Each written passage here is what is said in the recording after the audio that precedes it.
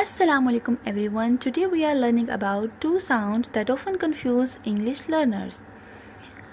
OW and OU both can make the same sound, that is ow. Let's understand with some examples. K ow cow, br own brown, t own town, owl owl, h owl howl, w ow wow, cloud cloud, mouse, count count, loud loud, sound sound, mouth mouth.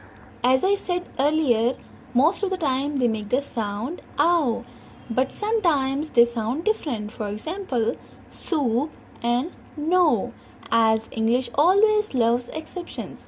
So keep practicing, you will master these words easily. Thanks for watching.